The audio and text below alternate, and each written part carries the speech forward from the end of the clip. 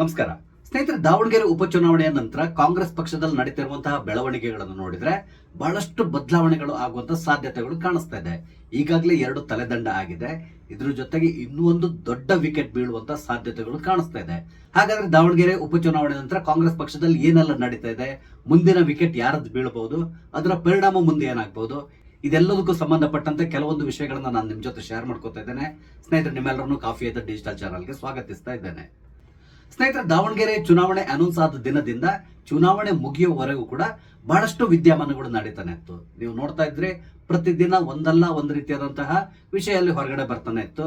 ಪ್ರಮುಖವಾಗಿ ದಾವಣಗೆರೆಯಲ್ಲಿ ಅಲ್ಪಸಂಖ್ಯಾತರಿಗೆ ಟಿಕೆಟ್ ಕೊಡಬೇಕು ಅಂತ ಕೊಂಡು ಜಮೀರ್ ಅಹಮದ್ ಖಾನ್ ಅಂಡ್ ಟೀಮ್ ಬಹಳಷ್ಟು ಪ್ರಯತ್ನವನ್ನು ಪಟ್ಟಿತ್ತು. ಆದ್ರೆ ಕಾಂಗ್ರೆಸ್ ಹೈಕಮಾಂಡ್ ಶಾಮನೂರು ಕುಟುಂಬಕ್ಕೆ ಟಿಕೆಟ್ ಕೊಡ್ತೇವೆ ಅಂತ ಹೇಳಿ ಅವರ ಮೊಮ್ಮಗನಾದಂತಹ ಸಮರ್ಥ ಶಾಮನೂರವರಿಗೆ ಟಿಕೆಟ್ ಅನ್ನ ಕೊಟ್ಟರು. ಆದ್ರೆ ಅದನ್ನ ಪ್ರತಿಭಟಿಸಿ ಕಾಂಗ್ರೆಸ್ನಿಂದ ಬಂಡಾಯ ಅಭ್ಯರ್ಥಿಯಾಗಿ ಸಾದಿಕ್ ಪೈಲ್ವಾನ್ ಅವರು ಕೂಡ ಚುನಾವಣಾ ಕಣಕ್ಕಿಳಿದ್ರು.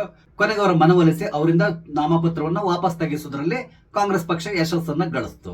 ಆದ್ರೆ ಆ ನಂತರ ನಡೆದಂತಹ ಘಟನೆಗಳು ಮತ್ತು ಚುನಾವಣೆ ದಿನ ನಡೆದಂತಹ ಘಟನೆ ಇದೆಲ್ಲವೂ ಈಗ ಕಾಂಗ್ರೆಸ್ನಲ್ಲಿ ಅಲ್ಲೋಲ ಕಲ್ಲೋಲ ಉಂಟು ಮಾಡಿಬಿಟ್ಟಿದೆ.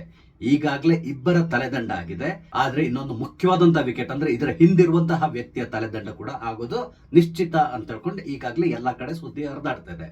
ಅದರಲ್ಲೂ ಪ್ರಮುಖವಾಗಿ ಡಿ.ಕೆ. ಶಿವಕುಮಾರ್ ಅವರಿಗೆ ಸಿದ್ದರಾಮಯ್ಯನವರ ವಿರುದ್ಧವಾಗಿ ಪ್ರಯೋಗ ಮಾಡಲಿಕ್ಕೆ ಒಂದು ಬ್ರಹ್ಮಾಸ್ತ್ರ ಸಿಕ್ಕಿದ ರೀತಿಯಲ್ಲಿ ಆಗ್ಬಿಟ್ಟಿದೆ. ಇಲ್ಲಿ ಸಿದ್ದರಾಮಯ್ಯನವರಿಗೂ ಕೂಡ ಬಹಳಷ್ಟು ಮುಜುಗರ ಉಂಟಾಗುವಂತಹ ಘಟನೆಗಳು ನಡೀತಾ ಇದೆ. ಪ್ರಮುಖವಾಗಿ ಸಿದ್ದರಾಮಯ್ಯನವರಿಗೆ ಅತ್ಯಂತ ಆತ್ಮೀಯರು ಅನ್ಸ್ಕೊಂಡಿರುವಂತಹ ಹಾಗೇನೆ ಸಿದ್ದರಾಮಯ್ಯನವರ ರಾಜಕೀಯ ಕಾರ್ಯದರ್ಶಿ ಆಗಿರುವ ನಾಜೀರ್ ಅಹಮದ್ ಇವರು ಈಗಾಗಲೇ ರಾಜೀನಾಮೆಯನ್ನು ಕೊಟ್ಟಿದ್ದಾರೆ. ಅಂದ್ರೆ ಅವರಾಗಿ ಕೊಡ್ಲಿಲ್ಲ, ಹೈಕಮಾಂಡ್ ಅವರಿಗೆ ನಿರ್ದೇಶನವನ್ನು ಕೊಡ್ತು ತಕ್ಷಣ ರಾಜೀನಾಮೆಯನ್ನು ಕೊಡಿ ಅಂತ ಕೊಂಡು ಹಾಗಾಗಿ ಅವರಿಗೆ ರಾಜೀನಾಮೆಯನ್ನು ಸಲ್ಲಿಸಿದ್ದಾರೆ. ಇದ್ರ ಜೊತೆಗೆ ಈ ದಾವಣಗೆರೆ ಚುನಾವಣೆ ಸಂದರ್ಭದಲ್ಲಿ ಪಕ್ಷ ವಿರೋಧಿ ಚಟುವಟಿಕೆಗಳಲ್ಲಿ ನಿರತರಾಗಿದ್ದಾರೆ ಅಂತ ಹೇಳಿ ಕಾಂಗ್ರೆಸ್ ಪಕ್ಷದ ಅಲ್ಪಸಂಖ್ಯಾತ ಘಟಕದ ಅಧ್ಯಕ್ಷ ಅಬ್ದುಲ್ ಜಬ್ಬಾರ್ ಇವರು ಕೂಡ ರಾಜೀನಾಮೆಯನ್ನ ಕೊಟ್ಟಿದ್ದಾರೆ. ಇವರಿಗೂ ಕೂಡ ಅಷ್ಟೇ ಹೈಕಮಾಂಡ್ ಆರ್ಡರ್ ಕೊಟ್ಟಿತ್ತು ತಕ್ಷಣ ರಾಜೀನಾಮೆ ಕೊಡಿ ಅಂತೇಳಿ. ಇವರೆಲ್ಲರೂ ಕೂಡ ಈ ಚುನಾವಣೆ ಸಂದರ್ಭದಲ್ಲಿ ಪಕ್ಷ ವಿರೋಧಿ ಚಟುವಟಿಕೆಗಳಲ್ಲಿ ನಿರತರಾಗಿದ್ದಾರೆ.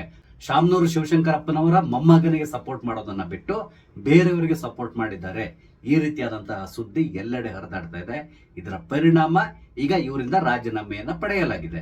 ಇದು ಕೇವಲ ಊಹಾಪೋಹದಿಂದಾಗಿ ನಡೆದಿರುವಂತಹ ಘಟನೆಗಳಲ್ಲ. ಅದಕ್ಕೆ ಬದಲಾಗಿ ಕಾಂಗ್ರೆಸ್ ಪಕ್ಷದ ಉಸ್ತುವಾರಿ ಅಭಿಷೇಕ್ ದತ್ ಇವರು ಕೊಟ್ಟಿರುವಂತಹ ಒಂದು ರಿಪೋರ್ಟಿನ ಮೇರೆಗೆ ಇವರ ತಲೆದಂಡ ಆಗಿದೆ ಅಂತೇಳಿ ಹೇಳ್ತಾ ಇದ್ದಾರೆ. ಇದೆಲ್ಲದರ ಜೊತೆಗೆ ಕಾಂಗ್ರೆಸ್ ಪಕ್ಷದಲ್ಲಿ ಅಲ್ಪಸಂಖ್ಯಾತರ ನಾಯಕನಾಗ್ಲಿಕ್ಕಾಗಿ ಈಗ ಪೈಪೋಟಿ ಕೂಡ ಪ್ರಾರಂಭ ಆಗಿದೆ. ನಿಮ್ಗೆ ಗೊತ್ತಿದೆ, ಇಲ್ಲಿವರೆಗೂ ಕೂಡ ಕಾಂಗ್ರೆಸ್ನಲ್ಲಿ ಸಿದ್ದರಾಮಯ್ಯನವರು ಜಮೀರ್ ಅಹಮದ್ ಖಾನ್ಗೆ ಬಹಳಷ್ಟು ಇಂಪಾರ್ಟೆನ್ಸ್ ಕೊಡ್ತಾ ಇದ್ರು. ಜಮೀರ್ ಅಹಮದ್ ಖಾನ್ ಕರ್ನಾಟಕದಲ್ಲಿ ಮುಸಲ್ಮಾನರ ನಾಯಕ ಈ ರೀತಿಯಾಗಿ ಬಿಂಬಿಸ್ಕೊಂಡು ಬರ್ತಾ ಇದ್ರು. ಯಾವಾಗ್ಲೂ ಕೂಡ ಅಷ್ಟೇ ಜಮೀರ್ ಅಹಮದ್ ಖಾನ್ ಸಿದ್ದರಾಮಯ್ಯನವರಿಗೆ ಬಕೆಟ್ ಹಿಡ್ಕೊಂಡೇ ಇದ್ದಂತವ್ರು. ನಿಮ್ಗೆ ಗೊತ್ತಿದೆ, ಹೋದಲ್ಲಿ ಬಂದಲ್ಲಿ ಸಿದ್ದರಾಮಯ್ಯನವ್ರನ್ನ ಹೊಗಳ್ತಾ ಇದ್ರು. ಹಾಗೇನೆ ಸಿದ್ದರಾಮಯ್ಯನವರ ಪರವಾಗಿ ಹೇಳಿಕೆಗಳನ್ನ ಕೊಡ್ತಾ ಇದ್ರು. ಅದರಲ್ಲೂ ಪ್ರಮುಖವಾಗಿ ಡಿ.ಕೆ. ಶಿವಕುಮಾರ್ ಅವರಿಗೆ ಟಕ್ಕರ್ ಕೊಡ್ಲಿಕ್ಕಾಗಿ ಸಿದ್ದರಾಮಯ್ಯನವರೇ ಉಳಿದಂತ ಅವಧಿಗೆ ಮುಖ್ಯಮಂತ್ರಿ ಆಗಿರ್ತಾರೆ ಅಂತ ಹೇಳ್ಕೊಂಡು ಆಗಾಗ ಹೇಳಿಕೆ ಕೊಡುವ ಮುಖಾಂತರ ಸಿದ್ದರಾಮಯ್ಯನವರಿಗೆ ನಾನು ನಿಮ್ ಜೊತೆಗಿದ್ದೇನೆ, ಹಾಗೇನೆ ನಮ್ಮ ಸಮುದಾಯ ನಿಮ್ಮ ಹಿಂದೆ ನಿಂತಿದೆ, ನೀವು ಯಾವುದೇ ಕಾರಣಕ್ಕೆ ರಾಜೀನಾಮೆ ಕೊಡೋದಾಗ್ಲಿ ಅಥವಾ ಹೈಕಮಾಂಡ್ ನಿಮ್ಗೆ ಏನಾದ್ರೂ ಒತ್ತಾಯ ಮಾಡಿದ್ರೆ ನೀವು ನಿಮ್ಮ ಕುರ್ಚಿಯಿಂದ ಕೆಳಗಡೆ ಇಳಿಬೇಡಿ. ಒಂದ್ ವೇಳೆ ಆ ರೀತಿಯನ್ನಾದ್ರು ನೀವು ಕೆಳಗಡೆ ಇಳಿದ್ರೆ ನಿಮ್ಮ ಜೊತೆಗೆ ನಾವಿದ್ದೇವೆ, ನಿಮ್ಮನ್ನ ಬೆಂಬಲಿಸ್ತೇವೆ, ಈ ರೀತಿಯಾದಂತಹ ಹೇಳಿಕೆಗಳನ್ನ ಕೊಟ್ಕೊಂಡು ಬಂದಂತವರು ಜಮೀರ್ ಅಹಮದ್ ಖಾನ್ ಅವರು. ಆದ್ರೆ ಈಗ ಸದ್ಯಕ್ಕೆ ಪರಿಸ್ಥಿತಿ ಹೇಗಾಗಿದೆ ಅಂತ ಹೇಳಿದ್ರೆ ಜಮೀರ್ ಅಹಮದ್ ಖಾನ್ ಅವರ ತಲೆದಂಡ ಆಗೋದು ನಿಶ್ಚಿತ ಅಂತ ಹೇಳ್ತಾ ಇದ್ದಾರೆ. ಇಲ್ಲಿ ಸಿದ್ದರಾಮಯ್ಯನವರು ಅವ್ರನ್ನ ಉಳಿಸ್ಕೊಳ್ಳಿಕ್ಕೆ ಬಹಳಷ್ಟು ಪ್ರಯತ್ನ ಪಡ್ತಾ ಇದ್ದಾರೆ. ಆದ್ರೆ ಡಿ.ಕೆ. ಶಿವಕುಮಾರ್ ಅವರು ಜಮೀರ್ ಅಹಮದ್ ಖಾನ್ ನ ಏನಾದ್ರೂ ಮಾಡಿ ಕೆಳಗಡೆ ಇಳಿಸಲೇಬೇಕು ಅಂತಕೊಂಡು ಸತತ ಪ್ರಯತ್ನ ಪಡ್ತಾ ಇದ್ದಾರೆ. ಅದಕ್ಕಾಗಿ ಈಗಾಗಲೇ ಅವರು ಹೈಕಮಾಂಡ್ ಮೇಲೆ ಒತ್ತಡವನ್ನ ಹೇರ್ತಾ ಇದ್ದಾರೆ ಅಂತ ಹೇಳ್ತಾ ಇದ್ದಾರೆ. ಇಲ್ಲಿ ಲೇಟೆಸ್ಟ್ ಆಗಿ ನಡೀತಿರುವಂತಹ ಇನ್ನೊಂದು ಬೆಳವಣಿಗೆ ಏನು ಅಂತ ಹೇಳಿದ್ರೆ ಈಗಾಗಲೇ ಕಾಂಗ್ರೆಸ್ ಪಕ್ಷದಲ್ಲಿರುವಂತಹ ಕೆಲವು ಮುಸ್ಲಿಂ ನಾಯಕರು ಜಮೀರ್ ಅಹಮದ್ ಖಾನ್ ಯಾವುದೇ ಕಾರಣಕ್ಕೆ ಇಡೀ ಮುಸ್ಲಿಂ ಸಮುದಾಯವನ್ನ ರೆಪ್ರೆಸೆಂಟ್ ಮಾಡೋದಿಲ್ಲ, ನಾವು ಕೂಡ ಇದ್ದೇವೆ, ಕೇವಲ ಜಮೀರ್ ಅಹಮದ್ ಖಾನ್ಗೆ ಸಿದ್ದರಾಮಯ್ಯನವರು ಕೊಟ್ಟಿರುವಂತಹ ಪ್ರಾಮುಖ್ಯತೆ ಜಾಸ್ತಿ ಆಯ್ತು, ಅದರಿಂದಾಗಿ ಈ ರೀತಿಯಾದಂತಹ ಸಮಸ್ಯೆ ಆಗ್ತಾ ಇದೆ ಅಂತ ಪ್ರತಿಪಾದಿಸಲಿಕ್ಕೆ ಶುರು ಮಾಡಿದ್ದಾರೆ. ನೀವು ನೋಡಿರಬಹುದು, ನಿನ್ನೆ ರಿಜ್ವಾನ್ ಅಹಮದ್ ಕೊಟ್ಟಿರುವಂತಹ ಹೇಳಿಕೆ, ಶಿವಾಜಿನಗರದ ಶಾಸಕ ಅವ್ರು ಏನ್ ಹೇಳಿದ್ದಾರೆ ಅಂತ ಹೇಳಿದ್ರೆ ಕೇವಲ ಜಮೀರ್ ಅಹಮದ್ ಖಾನ್ ಮಾತ್ರ ಅಲ್ಲ ಮುಸ್ಲಿಂ ಮುಖಂಡ, ನಾವೆಲ್ಲರೂ ಇದ್ದೇವೆ, ನಮ್ಮ ಜೊತೆಗೂ ಕೂಡ ಮುಸಲ್ಮಾನರು ನಿಂತಿದ್ದಾರೆ, ಮುಸಲ್ಮಾನರು ನಮ್ಮ ಮಾತನ್ನು ಕೂಡ ಕೇಳ್ತಾರೆ, ಈ ರೀತಿಯಂತ ಹೇಳಿಕೆಯನ್ನು ಕೊಡುವ ಮುಖಾಂತರ ಜಮೀರ್ ಅಹಮದ್ ಖಾನ್ಗೆ ಟಕ್ಕರ್ ಕೊಡ್ಲಿಕ್ಕೆ ಹೊರಟಿದ್ದಾರೆ. ಅಂದ್ರೆ ಇಲ್ಲಿ ಕಾಂಗ್ರೆಸ್ ಪಕ್ಷದಲ್ಲಿ ಏನ್ ನಡೀತಾ ಇದೆ ಅಂತ ಹೇಳಿದ್ರೆ ಅಲ್ಲಿರುವಂತಹ ಮುಸ್ಲಿಂ ನಾಯಕರಿಗೆ ಈಗ ಜಮೀರ್ ಅಹಮದ್ ಖಾನ್ ಈ ಪಕ್ಷದಲ್ಲಿ ಇಷ್ಟೊಂದು ಮಿಂಚೋದು ಬೇಕಿಲ್ಲ. ಹಾಗಾಗಿ ಜಮೀರ್ ಅಹಮದ್ ಖಾನ್ ನ ಏನಾದ್ರೂ ಮಾಡಿ ಸೈಡ್ ಲೈನ್ ಮಾಡಬೇಕು, ಅದಕ್ಕಾಗಿ ಇವರು ಸತತ ಪ್ರಯತ್ನ ಪಡ್ತಾ ಇದ್ದಾರೆ. ಅದರ ಪರಿಣಾಮ ಜಮೀರ್ ಅಹಮದ್ ಖಾನ್ ಅವರ ತಲೆದಂಡ. ಸದ್ಯದಲ್ಲೇ ಜಮೀರ್ ಅಹಮದ್ ಖಾನ್ಗೆ ಸೂಚನೆ ಬರ್ತದೆ ಅಂತಕೊಂಡು ಹೇಳ್ತಾ ಇದ್ದಾರೆ. ರಾಹುಲ್ ಗಾಂಧಿ ಅವರು ಕೂಡ ಜಮೀರ್ ಅಹಮದ್ ಖಾನ್ ಅವರ ವಿರುದ್ಧ ಕೆಂಡಾಮಂಡಲ ಆಗಿದ್ದಾರೆ ಅಂತೇಳಿ ಹೇಳ್ತಾ ಇದ್ದಾರೆ. ಈ ರೀತಿ ಆಗ್ಲಿಕ್ಕೆ ಪ್ರಮುಖ ಕಾರಣ ಏನು ಅಂತ ಹೇಳಿದ್ರೆ ರಾಹುಲ್ ಗಾಂಧಿ ಅವರಿಗೆ ಹೋಗಿರುವಂತಹ ರಿಪೋರ್ಟ್. ಈ ರಿಪೋರ್ಟ್ ಏನ್ ಹೇಳ್ತದೆ ಅಂತ ಹೇಳಿದ್ರೆ ಜಮೀರ್ ಅಹಮದ್ ಖಾನ್ ಅವರು ದಾವಣಗೆರೆಯಲ್ಲಿ ಪಕ್ಷ ವಿರೋಧಿ ಚಟುವಟಿಕೆಗಳಲ್ಲಿ ನಿರತರಾಗಿದ್ರು. ನಿಮ್ಗೆ ಗೊತ್ತಿದೆ, ಜಮೀರ್ ಅಹಮದ್ ಖಾನ್ ದಾವಣಗೆರೆ ಕಾಲಿಡ್ಲೇ ಇಲ್ಲ. ಕೊನೆಗೆ ಒಂದು ದಿನದ ಮಟ್ಟಿಗೆ ಅಲ್ಲಿಗೆ ಹೋಗಿ ಎಸ್ ಮಲ್ಲಿಕಾರ್ಜುನ್ ಅವ್ರ ಜೊತೆಗೆ ಒಂದು ಊಟವನ್ನ ಮಾಡಿಕೊಂಡು ನಾನು ನಿಮ್ ಜೊತೆಗಿದ್ದೇನೆ ಅಂತೇಳಿ ಹೇಳಿ ಅಲ್ಲಿಂದ ನೇರವಾಗಿ ಬಾಗಲಕೋಟೆ ಹೋಗ್ಬಿಟ್ರು. ಆದ್ರೆ ಜಮೀರ್ ಅಹಮದ್ ಖಾನ್ ಅಲ್ಲಿ ಯಾವುದೇ ರೀತಿಯಂತ ಪ್ರಚಾರ ಕಾರ್ಯದಲ್ಲಿ ಭಾಗವಹಿಸಲಿಲ್ಲ. ಆ ಮೂಲಕ ತಮ್ಮ ಅಸಮಾಧಾನವನ್ನ ಅವರಲ್ಲಿ ವ್ಯಕ್ತಪಡಿಸಿದ್ರು. ಹೊರಗಡೆಯಿಂದ ನೋಡ್ಲಿಕ್ಕೆ ನಾವು ನಿಮ್ ಜೊತೆಗಿದ್ದೇವೆ, ನಾವೆಲ್ಲರೂ ಕೂಡ ನಿಮ್ಗೆ ಓಟ್ ಹಾಕ್ತೇವೆ, ಹಾಗೆ ಮುಸ್ಲಿಂ ಸಮುದಾಯ ಕೂಡ ನಿಮ್ಮ ಜೊತೆಗಿದೆ ಅಂತೇಳಿ ಹೇಳಿ ಎಸ್ ಮಲ್ಲಿಕಾರ್ಜುನ್ ಅವರಿಗೆ ಏನೋ ಒಂದು ಆಶ್ವಾಸನೆಯನ್ನು ಕೊಟ್ಟರು. ಆದ್ರೆ ಒಳಗಡೆ ನಡೆದಿರೋದೇ ಬೇರೆ. ಇಲ್ಲಿ ಏನಾಗಿದೆ ಅಂತ ಹೇಳಿದ್ರೆ ಜಮೀರ್ ಅಹಮದ್ ಖಾನ್ ಮತ್ತು ಟೀಮ್ನವರು SDP ಯಿಂದ ಚುನಾವಣಾ ಕಣಕ್ಕಿಳಿದಂತಹ ಅಫ್ಜರ್ ಕುಡ್ಲಿಪೇಟೆ ಏನಿದ್ದಾರೆ ಅವರಿಗೆ ನಿಯರ್ಲಿ 10 ಕೋಟಿವರೆಗೆ ಧನ ಸಹಾಯವನ್ನ ಮಾಡಿದ್ದಾರೆ ಅಂತೇಳಿ ಹೇಳ್ತಾ ಇದ್ದಾರೆ. ಅಂದ್ರೆ ಅವರ ಪರವಾಗಿ ಕೆಲಸ ಮಾಡ್ಲಿಕ್ಕೆ ಒಂದಿಷ್ಟು ಹಣವನ್ನ ಇವರು ವಿನಿಯೋಗಿಸಿದ್ದಾರೆ. ಈ ರೀತಿಯಾದಂತಹ ಒಂದು ರಿಪೋರ್ಟ್ ಈಗ ಹೈಕಮಾಂಡ್ ಕೈ ಸೇರಿದೆ. ದಾವಣಗೆರೆಯಲ್ಲಿರುವಂತಹ ಎಲ್ಲ ಮುಸಲ್ಮಾನರು ಈ ಅಫ್ಸರ್ ಕೊಡ್ಲಿಪೇಟೆಗೆ ವೋಟ್ ಹಾಕಿದ್ದಾರೆ ಅಂತ ತಕೊಂಡಲ್ಲ, ಶೇಕಡಾವಾರು ಲೆಕ್ಕದಲ್ಲಿ ಒಂದಿಷ್ಟು ವೋಟು ಈತನಿಗೆ ಹೋಗಿದೆ. ಅದಾದ್ಮೇಲೆ ಇನ್ನೊಂದಿಷ್ಟು ವೋಟ್ಗಳು ಬಿಜೆಪಿ ಕಡೆ ಕೂಡ ಹೋಗಿದೆ. ಹಾಗೇನೆ ಒಂದಿಷ್ಟು ಜನರು ಮತದಾನದ ಪ್ರಕ್ರಿಯೆಯಿಂದ ಸಂಪೂರ್ಣವಾಗಿ ದೂರ ಉಳಿದಿದ್ದಾರೆ ಅಂತೇಳಿ ಹೇಳ್ತಾ ಇದ್ದಾರೆ. ಅಂದ್ರೆ ಇಲ್ಲಿರುವಂತಹ 60,000 ಮುಸಲ್ಮಾನ್ ಮತಗಳಲ್ಲಿ ಒಂದು 25ರಿಂದ 30% ಮತ ಕಾಂಗ್ರೆಸ್ಗೆ ಬಂದಿರಬಹುದು. ಉಳಿದಂತಹ ಎಲ್ಲಾ ಮತಗಳು ಬೇರೆ ಕಡೆಗೆ ಡೈವರ್ಟ್ ಆಗಿದೆ. ಈ ರೀತಿಯಾದಂತಹ ಒಂದು ರಿಪೋರ್ಟ್ ಈಗ ಹೈಕಮಾಂಡ್ ಕೈ ಸೇರಿದೆ. ಈ ರೀತಿ ಆಗ್ಲಿಕ್ಕೆ ಪ್ರಮುಖ ಕಾರಣ ಜಮೀರ್ ಅಹಮದ್ ಖಾನ್ ಅಂತ ಹೇಳ್ಕೊಂಡು ನೇರವಾಗಿ ಈಗ ಅವ್ರ ಮೇಲೆ ಅಪಾದನೆ ಬಂದಿದೆ. ಈಗ ಈ ವಿಷಯವನ್ನ DK ಶಿವಕುಮಾರ್ ಅವರು ಒಂದು ಅಸ್ತ್ರವಾಗಿ ಉಪಯೋಗಿಸ್ಕೊಳ್ತಾ ಇದ್ದಾರೆ. ಇಲ್ಲಿ DK ಶಿವಕುಮಾರ್ ಅವರು ಏನ್ ಹೇಳ್ತಾ ಇದ್ದಾರೆ ಅಂತ ಹೇಳಿದ್ರೆ ಯಾವುದೇ ಕಾರಣಕ್ಕೆ ಜಮೀರ್ ಅಹಮದ್ ಖಾನ್ ಮಂತ್ರಿ ಆಗಿ ಮುಂದುವರಿಯುವಂತಿಲ್ಲ. ಅವರನ್ನ ತಕ್ಷಣ ಮಂತ್ರಿ ಪದವಿಯಿಂದ ಕಿತ್ತೊಗಿಬೇಕು. ಅವರಿಗೆ ಬದಲಾಗಿ ಬೇರೆ ಯಾರಾದ್ರೂ ಮುಸ್ಲಿಂ ನಾಯಕರನ್ನ ನಾವು ಮಂತ್ರಿಯಾಗಿ ತಗೊಳ್ಳೋಣ. ಈ ರೀತಿಯಾಗಿ ಈಗಾಗಲೇ ಹೈಕಮಾಂಡ್ ಮೇಲೆ ಅವರು ಒತ್ತಡವನ್ನ ಹೇರ್ತಾ ಇದ್ದಾರೆ. ಈ ರೀತಿಯಾದಂತಹ ಸುದ್ದಿ ಎಲ್ಲೆಡೆ ಹರಿದಾಡ್ತಾ ಇದೆ. ಇಲ್ಲಿ ನಡೆದಂತ ಇನ್ನೊಂದು ವಿಷಯ ಏನು ಅಂತ ಹೇಳಿದ್ರೆ ಸಾದಿಕ್ ಪೈಲ್ವಾನ್ ನಿಮ್ಗೆ ಗೊತ್ತಿದೆ, ಅವರು ಕಾಂಗ್ರೆಸ್ ಪಕ್ಷದಿಂದ ಬಂಡಾಯ ಅಭ್ಯರ್ಥಿಯಾಗಿ ಕಣದಲ್ಲಿದ್ದರು. ಕೊನೆಗೆ ಅವರು ತಮ್ಮ ನಾಮಪತ್ರವನ್ನು ವಾಪಸ್ ತಗೊಂಡ್ರು. ಆ ನಾಮಪತ್ರ ವಾಪಸ್ ತಗೊಳ್ಳಿಕ್ಕೂ ಕೂಡ ಅವರು ಬಹಳಷ್ಟು ಹಿಂದೇಟನ್ನ ಹಾಕಿದ್ರು. ಅದಕ್ಕೆ ಕಾರಣ ಜಮೀರ್ ಅಹಮದ್ ಖಾನ್ ಅಂತಕೊಂಡು ಹೇಳ್ತಾ ಇದ್ದಾರೆ.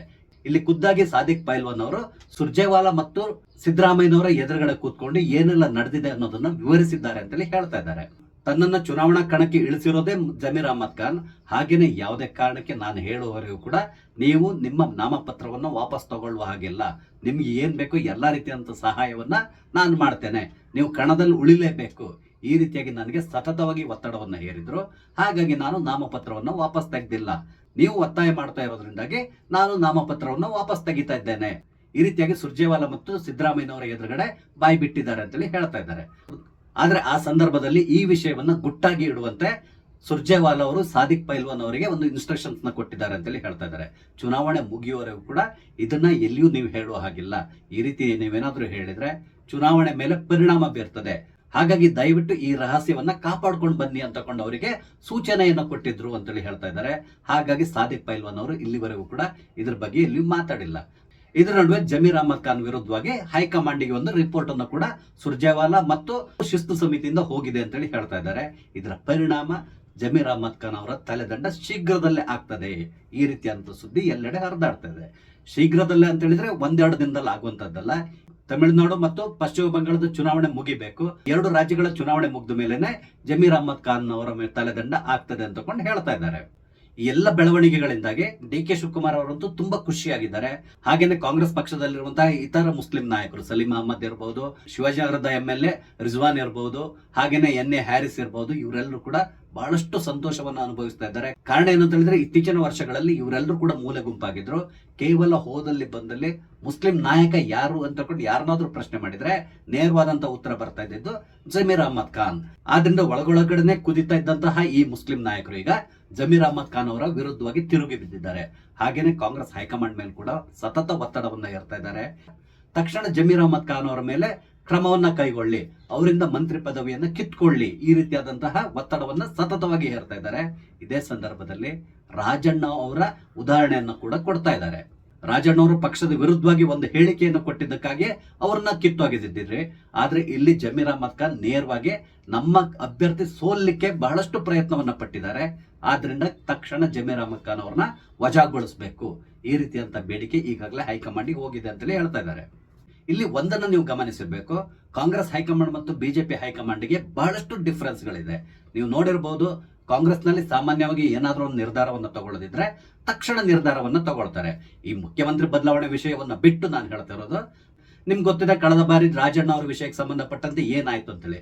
ಸಿದ್ದರಾಮಯ್ಯನವರ ಯಾವುದೇ ರೀತಿಯಾದಂತಹ ರಿಕ್ವೆಸ್ಟಿಗೂ ಕೂಡ ರಾಹುಲ್ ಗಾಂಧಿ ಅವರು ಕ್ಯಾರೆ ಅನ್ನಲಿಲ್ಲ, ತಕ್ಷಣ ಆತನನ್ನ ಸ್ಯಾಕ್ ಮಾಡಿ ಅಂತಕೊಂಡು ಹೇಳಿ ಫೋನ್ ನ ಕಟ್ ಮಾಡಿದ್ರು. ಈ ಬಾರಿ ಕೂಡ ಅಷ್ಟೇ, ಜಮೀರ್ ಅಹಮದ್ ಖಾನ್ ಅವರ ವಿಷಯದಲ್ಲೂ ಕೂಡ ಅಷ್ಟೇ, ರಾಹುಲ್ ಗಾಂಧಿ ಅವರು ತಕ್ಷಣ ನಿರ್ಧಾರ ತಗೊಳ್ತಾರೆ ಅಂತ ಹೇಳ್ಕೊಂಡು ಹೇಳ್ತಾ ಇದ್ದಾರೆ. ಆ ರೀತಿ ಆದ್ರೂ ಕೂಡ ಆಶ್ಚರ್ಯ ಪಡಬೇಕಾಗಿಲ್ಲ. ನಾನು ಬಿಜೆಪಿ ಹೈಕಮಾಂಡ್ ಮತ್ತು ಕಾಂಗ್ರೆಸ್ ಹೈಕಮಾಂಡ್ ನಡುವೆ ಬಹಳಷ್ಟು ವ್ಯತ್ಯಾಸಗಳಿದೆ ಅಂತ ಹೇಳ್ಕೊಂಡು ಹೇಳಿದೆ. ಕಾರಣ ಏನಂತ ಹೇಳಿದ್ರೆ, ನೀವು ನೋಡಿದ್ರೆ ಬಿಜೆಪಿಯಲ್ಲಿ ಎಸ್ ಟಿ ಸೋಮಶೇಖರ್, ಹೆಬ್ಬಾರ್ ಮತ್ತು ಯತ್ನಾಳ್ ವಿಷಯದಲ್ಲಿ ಬಿಜೆಪಿಯವರು ಎಷ್ಟು ದಿನ ತಗೊಂಡ್ರು ಅವ್ರ ಮೇಲೆ ಕ್ರಮ ಕೈಗೊಳ್ಳಿಕ್ಕೆ ಅಂತೇಳಿ. ಅವರು ಸತತವಾಗಿ ಪಕ್ಷ ವಿರೋಧಿ ಹೇಳಿಕೆಗಳನ್ನು ಕೊಡ್ತಾನೆ ಇದ್ರು, ಆದ್ರೆ ಅವ್ರ ಮೇಲೆ ಕ್ರಮ ಕೈಗೊಳ್ಳಿಕ್ಕೆ ನಿಯರ್ಲಿ 1.5 ವರ್ಷ ತಗೊಂಡ್ರು.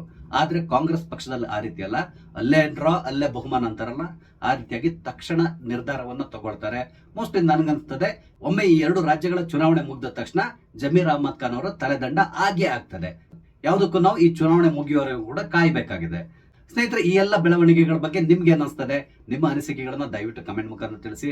ಹಾಗೇನೆ ಇಲ್ಲಿ ನಾನು ಹಂಚಿಕೊಂಡಂತ ವಿಷಯ ಇಷ್ಟ ಆದ್ರೆ ಲೈಕ್ ಮಾಡಿ, ಶೇರ್ ಮಾಡಿ, ದಯವಿಟ್ಟು ನನ್ನ ಚಾನಲ್ ಸಬ್ಸ್ಕ್ರೈಬ್ ಮಾಡಿ. ನಮಸ್ತೆ, ಜೈ ಹಿಂದ್.